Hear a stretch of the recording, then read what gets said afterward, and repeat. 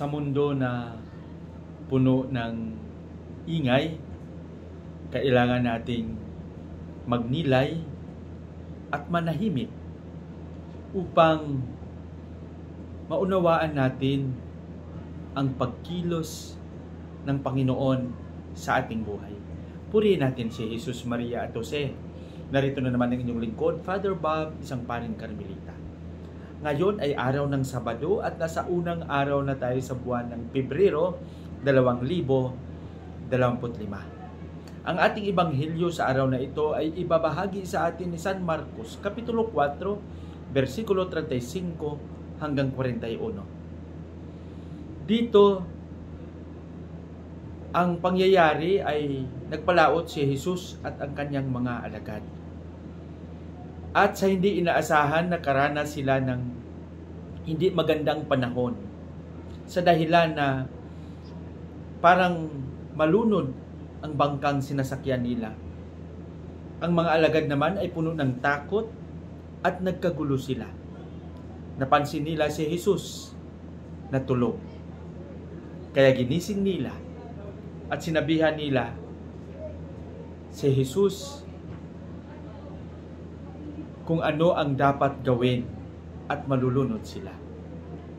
Tumayo si Jesus at sinabihan ang malakas na hangin at ang balot, "Tumahimik ka." At biglang uminahon ang hangin at ang balot. Alon. Kaya, mga kaibigan, mas magandang tingnan natin ito ng mabuti. Ano ba itong mga alon o mga balud na ating nararanasan sa buhay na nagdulot ng kaguluhan, takot at pighati? Narito si Jesus upang sabihin at pigilan ang mga ito. Tumahimik ka. Gaya ng sinabi ko kanina sa simula, ang ating panahon ngayon ay punong-puno ng ingay. Maraming fake news, maraming mga marites, maraming mga kwentong hindi natin alam kung saan nagsimula. Siguro, ito ay posibleng maging mga malalaking alon at malalakas na hangin na humahampas sa ating paglalakbay. At narito si Jesus, sinasabihan ng mga ito, tumahimik ka. Sa ating buhay, mahalaga ba at pinapahalaga natin ang mananahimik sandali? Dahil sa pananahimik, diyan tayo pwedeng magnilay.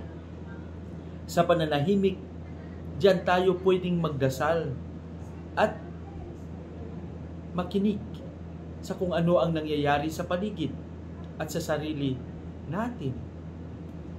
Sa pananahimik, diyan tayo makaranas ng kapayapaan.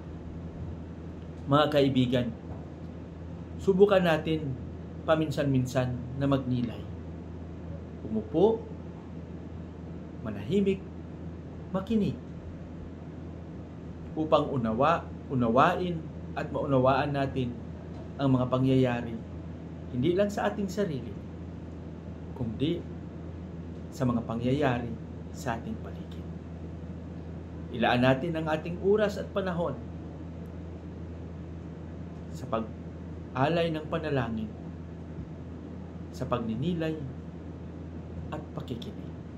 Pagpalain nawa tayo ng Panginoon sa ating panalangin. Panginoong Hesus, turuan mo kaming magnilay at manahimik sandali upang maunawaan namin ang iyong pagkilos sa aming buhay. Amen.